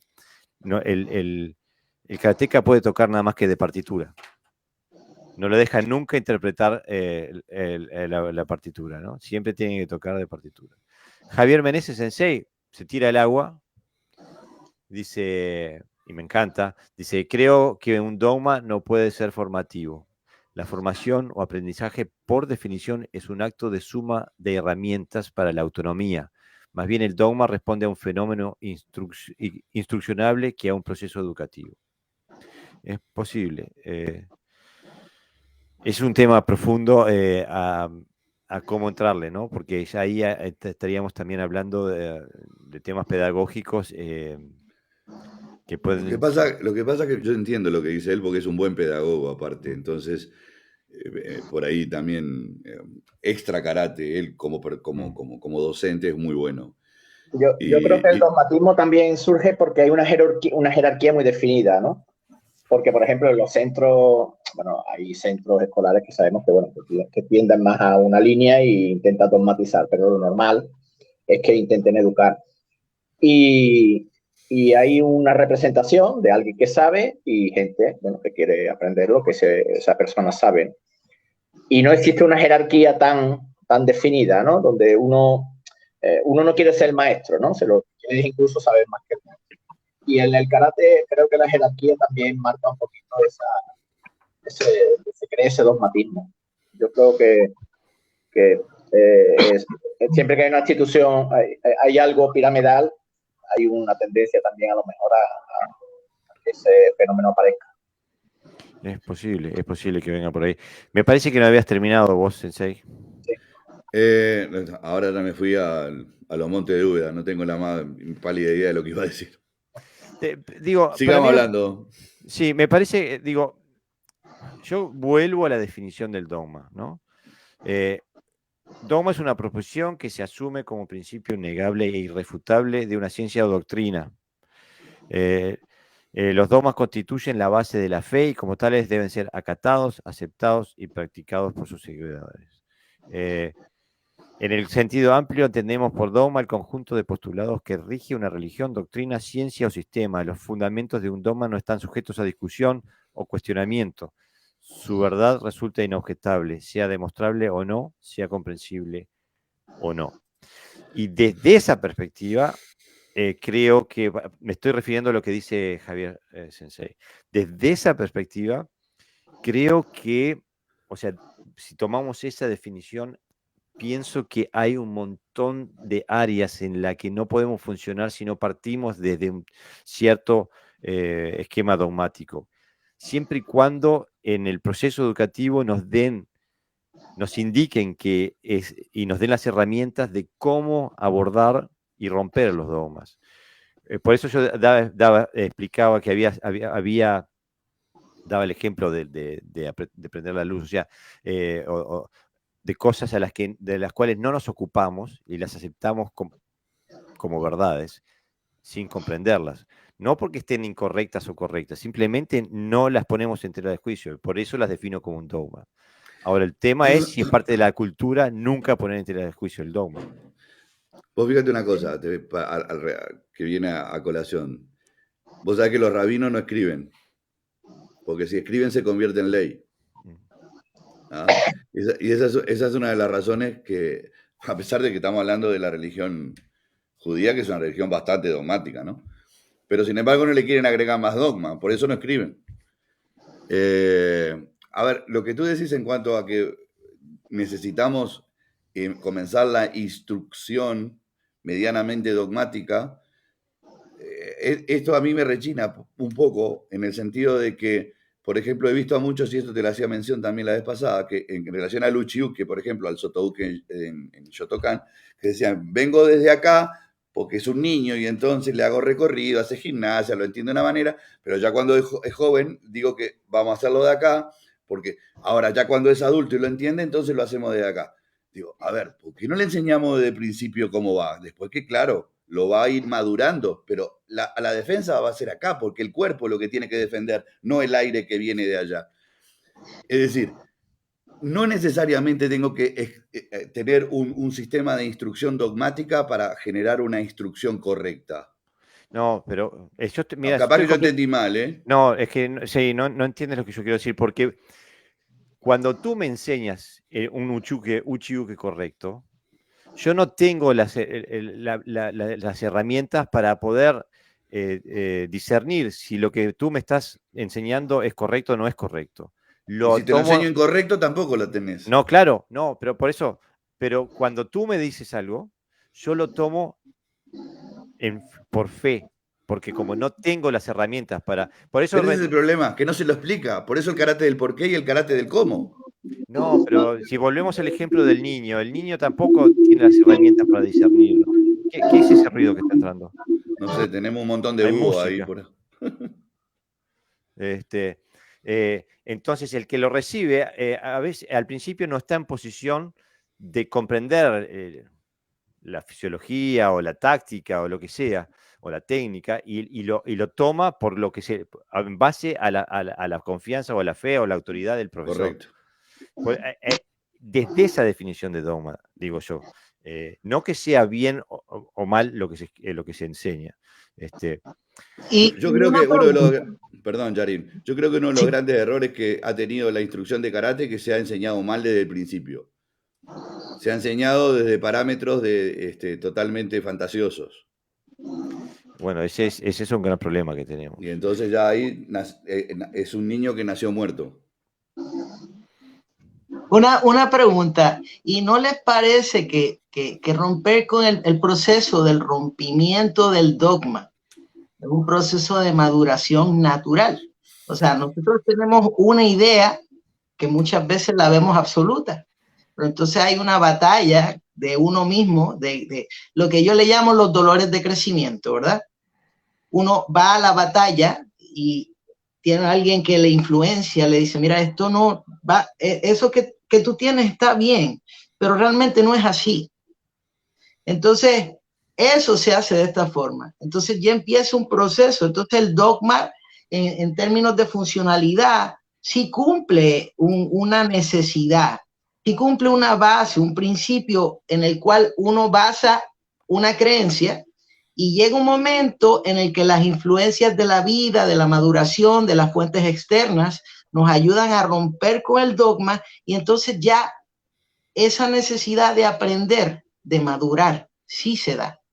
Pero tiene que haber algo, a lo mejor una creencia errónea. No, lo que tiene que haber es lo que estás haciendo vos, pensar. Y es lo que volvemos a decir. Es decir, el 90, a ver, no, capaz que no es el 90. El 70% de lo que practica karate no le interesa pensar, porque no paga una cuota para pensar. Claro. Paga una cuota para que otro piense por vos. Pienso que hay... ¿Ustedes alguna vez escucharon hablar de la catástrofe del Scandinavian Star? No. Desarrollámelo, que capaz que sí. Hace como unos 30 años, un crucero danés se incendió en las afueras de las costas de Noruega y murieron como 800 personas. Una locura. Después también estuvo la catástrofe del Estonia, otro crucero que se hundió en el Báltico, donde murieron también más de 1000 personas. Yo estaba leyendo un estudio sobre el tema y se ve que más o menos el 90% de las personas, de los fallecidas que encontraron, que rescataron, por su posicionamiento, por ejemplo, familias enteras que las encuentran sentadas en el centro del camarote, abrazados. Y lo que llegan, la conclusión que llegan es que al 90% de las personas no tienen la capacidad de intentar salvarse. Y pienso, ese porcentaje, esa distribución del porcentaje, ¿será la misma entre aquellos que no ponen en tela de juicio la realidad en la que se encuentran y los que sí ponen en tela de juicio la realidad en la que se encuentran? Digo, capaz que viene por ahí la mano, no sé, realmente no sé, pero es un dato curioso de que haya un gran porcentaje de personas que no... Bueno, también están en los estudios de quién disparaba en la Segunda Guerra Mundial. Era menos del 20% de los soldados que disparaban para matar al otro soldado del otro lado. La gran mayoría disparaba al aire. O sea que no tenían la capacidad de matar a otra persona, ¿no? Capaz que viene por ahí, que hay gente que tiene un ADN para la supervivencia y otros que no, y para sobrevivir tenés que encarar la realidad y transformarla, ¿no? Pero una de las cosas que me parece que tenemos que trabajar todos los que damos clase es en la exacerbación del sentido de salvaguardarme, digo, de autoprotección. Y recurrir a lo más básico, digo, o sea, a las reacciones naturales que tienen los seres humanos, ¿no? O sea, cuando enseñamos a Gebusque, por ejemplo, no importa cómo lo enseñemos, lo primero que tendríamos que ver es si te van a pegar en la cabeza, ¿qué haces? Digo, bueno, de acá, bueno, tendrás que buscarle la vuelta, pero a ver, analizalo. Si te van a pegar en el pecho, ¿qué haces? ¿Te protegés? Claro. Digo, ok. O sea, siempre lo simple es lo que te va a llevar a una respuesta más concreta. Y lo instintivo, ¿no? Y es que es instinto, o sea, los seres humanos tenemos un problema enorme, no tenemos garra, nuestros dientes se parten, no podemos correr mucho porque no estamos hechos para correr. Somos unos mediocres para todo. Tenemos todos los problemas habidos y por haber. Entonces, y todavía nos creemos que somos los reyes del candombe. Entonces, tenemos que volver a esa parte primitiva, pero con los elementos actuales de la dinámica, del conocimiento, de la funcionalidad. A la marosca, mira lo que acabo de decir.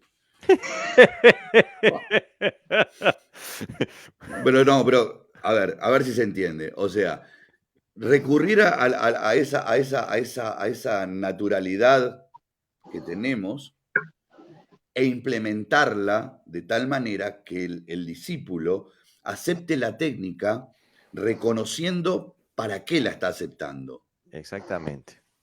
Desde su funcionalidad. Pero basado en valga la redundancia, fundamentado en lo básico, en lo elemental, en aquello de que es lo que voy a hacer llegado el momento, pero aunque no sepa nada de karate. Claro. Mira, quiero hacer un paréntesis porque nos llegan muchos comentarios. Dice Daniel Stigliano, quizás sirva la analogía con lo marcial. La religión te muestra los pecados de los demás. La relación con Dios te muestra los tuyos. Los cristianos evangélicos no tenemos dogmas, tenemos doctrina. Toda la Biblia es doctrina, no dogma. Y hay doctrina fundamental que sí nos distingue, están en Estados Unidos. Y doctrina general, con la que hay libertad y existen diferentes opiniones e interpretaciones. Justamente soy cristiano evangélico de los Hermanos Libres, de Plymouth Brethren, y no me sentí nunca jamás ofendido por ninguna emisión de Podcast Dojo. Bueno, qué suerte. No me gusta, lo último que quiero es ofender a nadie. No tampoco, pero... Dice Ricardo Rafael Rodríguez Colón. Saludos. Cuando un practicante identifica que se encuentra en un sistema dogmático, ¿qué recomiendan que deba hacer? Se pasó con esa pregunta. Rajá, dice Gerardo Sensei. Sí, por lo menos, no sé, cambiar de dojo. Hay que cambiar el ambiente, ¿no? Porque es casi prácticamente imposible romper con los dogmas dentro del contexto social en el que se crean. José, ¿puedo hacer un comentario por supuesto. a esta pregunta?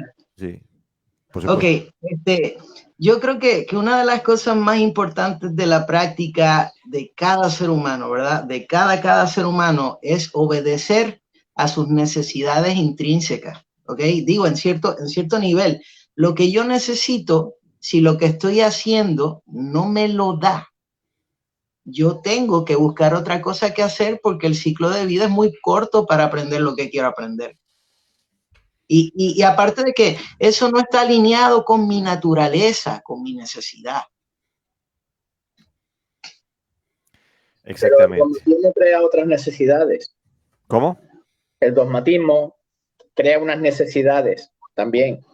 Y por eso te ata, porque te crea esa necesidad.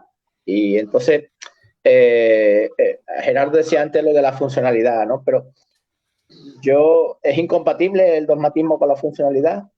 Porque yo creo que la gente cree que lo que está haciendo es lo correcto.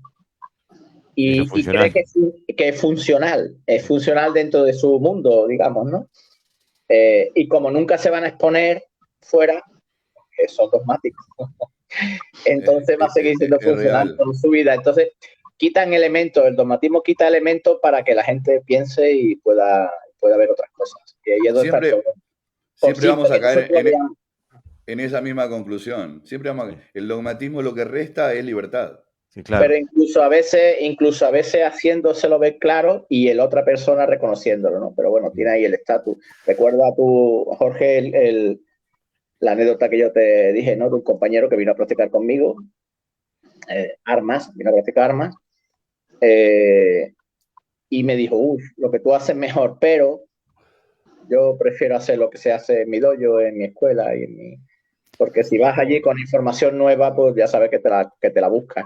Claro. Pero nuevamente, yo creo que eso vuelve a obedecer el principio de necesidad. En mi caso, yo tuve un amigo que hace muchos años, él me dijo, mira, esa posición que tú estás haciendo está mal hecha, ¿ok? Tienes tu centro muy retrasado. Y el tipo que me lo está diciendo en este caso era ortopeda. Te va a partir la rodilla, la tienes desalineada de la cadera, ¿ok? Te va a partir el menisco. Entonces, ¿qué sucede? Yo tenía la resistencia de lo que me habían enseñado, la resistencia creada por el dogma. Seguro. Y este tipo que es un experto en la materia me está diciendo, mira, flaco, eso que tú estás haciendo, ahora de niño, de jovenzuelo, puedes hacerlo, ¿verdad? Pero se te va a acabar el tiempo y se te va a fastidiar las rodillas. Y eso es bien peligroso. Años más tarde, me encuentro a alguien y me dice, mira, esa posición que tú estás haciendo no se hace así, se hace de esta manera. Y ahí yo estaba dispuesto a aprender. Estaba dispuesto a aceptar la información. Hay un amigo mío que decía, hay que tener cuidado que la mente no entre en barrena. ¿Sabéis lo que es barrena, no? Cuando el avión va para abajo y hay un punto de no retorno, ¿no? Pues decía eso, ¿no? Que cuidado con la mente que no entre en barrena. Sí. Es verdad, es verdad. Nos siguen escribiendo. José Andrés Rey escribe: hace poco le dije a una practicante, levanta los brazos a la cara en caso de keris. Y termina la clase y me dice, a mí me dijeron que Gedan Barai es para bloquear patadas. Le comento, tengo practicantes de otras disciplinas y bajar los brazos para bloquear una keri. Le expliqué, por tener diferentes practicantes de artes marciales, solo fue una sugerencia, pero ella no veía otra forma de bloquear una keri que bajando los brazos. Y lo que le dije la dejó en duda, porque no era lo que le decían. Y así es como debía bloquear sí o sí. Y bueno, a eso es lo que me refería a los dogmas técnicos, ¿no? De que se ve una sola solución para un problema general. Anselmo Cuadrado nos escribe, excelente comentario, Sensei Valves, la naturalidad y la simplicidad. Martín Fernández Rincón, me encanta la oda hacia la naturalidad. Muy buena explicación de Sensei Valves. Claudio Budnicar, necesitamos alguna opinión femenina. Parecemos, como se dice aquí en Brasil, el club de la Bolnia, todos hombres. Y después Daniel Stigliano nos escribe, para ustedes el karate combat, ¿es karate? No. Discúlpenme que me apresuré, pero no, para mí el karate combat no es karate. Alguien que tenga una opinión diferente. El karate combat es kickboxing. No. El karate combat es pelearse en la calle. Ni siquiera es. Pelearse en la calle es peor. Sin lugar a duda que pelearse en la calle es mucho peor. El problema que tenemos los karatecas es que nosotros entrenamos para pelear contra otro karateca. Porque ahí nace el dogma. Vamos a pelear contra otro que nos va a tirar un suki a la cara. Entonces nosotros vamos a defender ese suki a la cara. No viene con un panaderazo de eso que sale de acá atrás que te va a arrancar las muelas donde te agarre. No entrenamos eso. Pero tenemos que entrenar eso, porque esa es la verdad. Porque a mí me encanta, yo creo que ustedes se habrán dado cuenta que soy un poquito crítico. Pero hasta de mí mismo soy crítico. Miren que yo me critico yo mismo, ¿eh? Me miro al espejo y me critico. Pero realmente el karate concebido, cuando el karate pasa a Japón, se desconecta el teléfono y pierde todo el diálogo que se había generado. Y pasa a ser una entidad paralela al Ti de Japón, al Ti de Okinawa. En ese transcurso se pierde lo más importante, que es cómo había nacido el karate. No había nacido para defenderse de otro karateca. Había nacido para pelear. Y es más, para pelear en una calle o en la playa. Porque en la guerra tampoco se usaba karate. No. Y eso hay que tenerlo claro. O sea, los mitos hay que tirarlos abajo, y entonces cuando se van tirando los mitos abajo se van cayendo los dogmas. Entonces, nosotros que ya estamos un poquito pasado en tiempo de práctica, no pasado porque, bueno, digo que estamos un poquito mayorcitos, yo más que ustedes, somos los que tenemos en nuestras manos la enorme tarea de exponer una verdad que las grandes organizaciones, que las grandes escuelas que no van a hacer nunca. ¿No? Exactamente.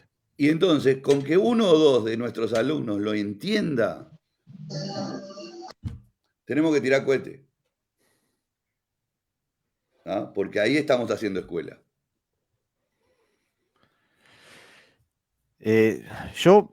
Mi posición personal para hablar sobre el tema en concreto de qué es karate, cuándo es karate y cuándo no es karate. Para mí el karate viene bien claramente definido desde un punto de vista técnico y conceptual, y que es lo que nos da los katas. Entonces, para mí, si sales de ese espectro técnico y conceptual, estás haciendo otra cosa. Si tú no combates con las técnicas que hay en el kata, el que practiques, no estás haciendo karate. Y eso es lo que le pasa a toda forma de deporte de combate que hemos descubierto hasta el momento. Le llamemos como le llamemos, porque el karate, desde mi opinión, viene definido por eso. Y si no, los katas estarían en posición de combate pateando Maigeri, Mawashigeri y Gyakusuki. En cambio, vienen con un montón de otras cosas que no se pueden expresar en un contexto de violencia consensuada. Y pararse delante del otro, sea con el uniforme que sea, a intercambiar golpes, no es. Y eso es uno de los dogmas del karate que ha permeado toda la práctica. Vemos nada más que percusión, percusión, percusión. Lo único que vemos son golpes, patadas, no vemos estrangulaciones, no vemos proyecciones, no vemos ningún tipo de ese tipo de cosas que son inherentes a el movimiento, el intercambio humano en una situación de violencia física. Basta con ir a la calle y ver una pelea en la calle y uno ve que hay tirones, mordiscones, tirada de pelo, empujones, escupitajos, araña. Digo, hay un sinfín de elementos que cuando nos ponemos guantes se terminan. Entonces, para mí, por eso no es karate. Y dice, ¿y el taekwondo es karate coreano? Daniel Sensei está para provocar hoy. Y así se le llamó, karate coreano, ¿no? Y bueno, es karate japonés coreano. Y al Kung Fu se le llamaba karate chino. O sea, que karate se popularizó de tal manera que todo era karate, ¿no? Pero es que obviamente que esto requiere de charla que podríamos estar acá 24 horas seguidas y van saliendo pedacitos de cosas que tendríamos que y seguir analizando, porque es la realidad. Fíjate que del dogma nos fuimos al Karate Combat. ¿Qué dogma tiene Karate Combat? A ver, eso es lo más antidogmático que puede haber. Ahora, ¿es karate? No es karate, digo. Para Pero mí. no es karate porque no es karate, porque no tiene nada que se parezca a karate. Entonces no puede ser. Pero de cualquier manera, esta conversación, ojalá se estuviera después de cada finalizada cada clase en el dojo, nos vamos a tomar una cerveza y nos ponemos a conversar de estas cosas. Son necesarios. ¿Ah? Porque si solamente pensamos que el karate es adentro del dojo y afuera del dojo, adiós que te vaya bien, ya ni me acuerdo, el karate no cumple la función, porque una de las premisas es trasladar las enseñanzas del dojo a la sociedad. Extrapolar lo que aprendemos entre cuatro paredes al mundo. Y bueno, si lo tengo que hacer, si lo hago con mis propios alumnos o compañeros y lo hacemos en otro ámbito que no es tan emblemático, lo hacemos en un bar, lo hacemos en la casa de alguien, conversamos, obviamente que vamos abriendo la mente. Justamente, por eso decía yo que para mí el podcast ha sido ese tipo de proceso, porque me paso hablando con gente que discrepa muchas veces conmigo, y si no discrepa, por lo menos tiene vivencias diferentes, ¿no? Acá, mis alumnos son básicamente canadienses, son canadienses. El canadiense, como el americano de cepa, es así. Y yo me paso diciéndole, ahora ya no lo digo más porque ya me miran y ya me dicen open mind, abrir la cabeza. ¿No? Digo, les cuesta salirse de la norma. Parece que salirse de la norma es un acto de rebeldía o que están haciendo las cosas mal. Y el karate fue siempre prueba y error. La experiencia que nosotros recibimos dentro de los katas es prueba y error. Yo reviso realmente todo lo que hago, todo, continuamente.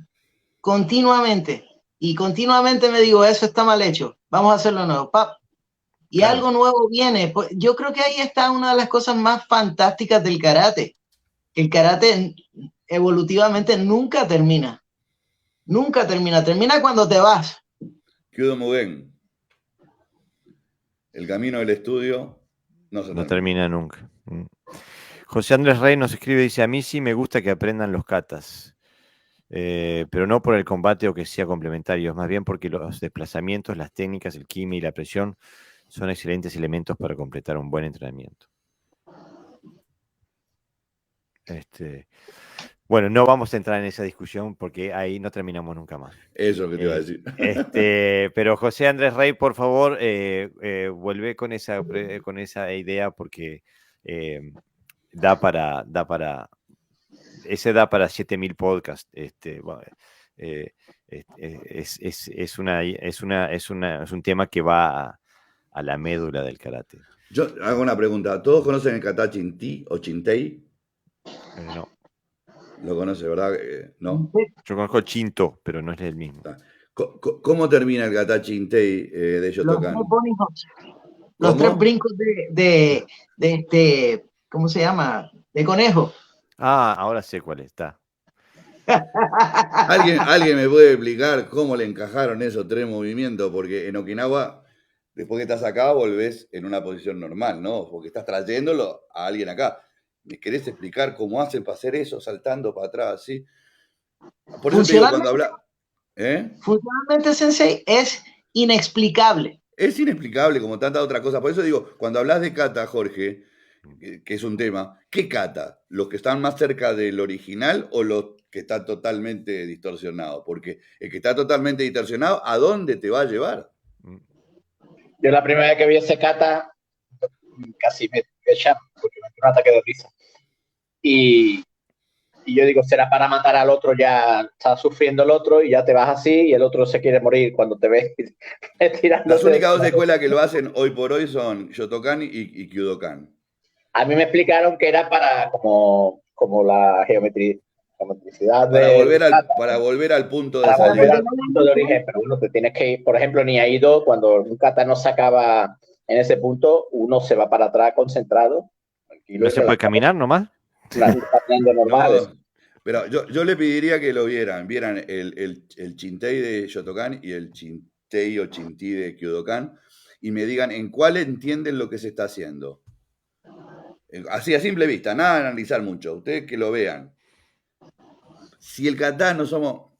La vez pasada me preguntaba, yo creo que, no sé, creo que fue Jorge también, ¿cómo se juzgaban los kata en Okinawa? Bajo la expresión de que el que está ejecutando el kata tiene que saber qué es lo que está haciendo y me lo tiene que demostrar. En la ejecución del kata me tiene que demostrar qué pelea está haciendo. Esa es la forma que tienen de juzgar. No si la posición es más baja, más si me le pongo cara fea, si hago un kiai enorme. Esto nos lleva a dos dogmas del karate moderno.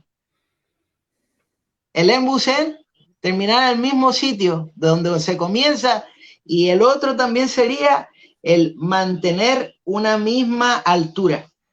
Por ejemplo. Pero el Enbusen, pero en Shitoryu no se aplica ese principio, por ejemplo. No. En Shotokan sí. En Shotokan sí, lo cual es sumamente peligroso. Porque el mantenerte en una altura constante daña las rodillas. Las rodillas no descansan. No, pero aparte de la cosa, cuando hablas de Enbusen... técnica. Que es a funcionar a la hora de aplicar una técnica.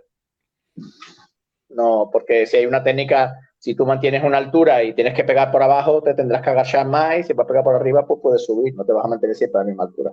Es una cuestión funcional. Exactamente. Pero lo que quería decir antes es que hay grados de dogmatismo, ¿no? Donde hay dojos donde el maestro no es nada dogmático, como decía antes, pero los alumnos acaban convirtiendo de alguna manera, ¿no? Porque forma parte de la naturaleza. Y otros donde los discursos que aparentemente son juiciosos o tienen sentido, que yo lo he vivido eso, acaban convirtiéndose también en dogmatismo. Es decir, que son discursos que lo que hacen es que el alumno al final forme parte, ¿no? O sea, se convenza de que lo que se hace allí es lo mejor y demás. Entonces, yo creo que la misión que nosotros tenemos en el dojo es ser lo más natural posible, intentar hacerlo lo mejor posible, siempre intentando poner nuestras experiencias actuales, porque afortunadamente si seguimos practicando van a cambiar, a veces para mejor o se van a mantener, y al final van a entrar en nuestro dojo gente con esa idea de no dogmatismo, no vamos a tener porque aquí hay dojos donde hay mucha gente y son tremendamente dogmáticos, pero tú ves las características de la gente y es que son propensos a eso. Mientras que a lo mejor otros dojos pues son menos dogmáticos y van a otra idea y son menos numerosos, pero bueno, yo creo que son dojos más sanos, ¿no? Porque proponen un trabajo vivo, constante y en movimiento. Sobre todo es que el dogmatismo te lleva al inmovilismo. Y entonces y a la incapacidad, ¿no? Y la inmovilidad te lleva a la incapacidad. Y cuando ya dejas de ser incapaz de cualquier cosa, pues lo que hace es repetir constantemente lo que te han enseñado y tú a la vez pues repites los mismos patrones y si aciertas bien y si no, pues con todos los errores lo enseñas. Y es complicado que seamos capaces a lo mejor de no hacer de nuestro dojo que sea algo dogmático, porque muchas veces, y por eso hay que trabajar mucho para darse cuenta. Yo a medida que he sido menos dogmático he ido perdiendo alumnos. Claro. Sí, claro. Te lo digo en serio. No, es así. Cuando yo pensaba que no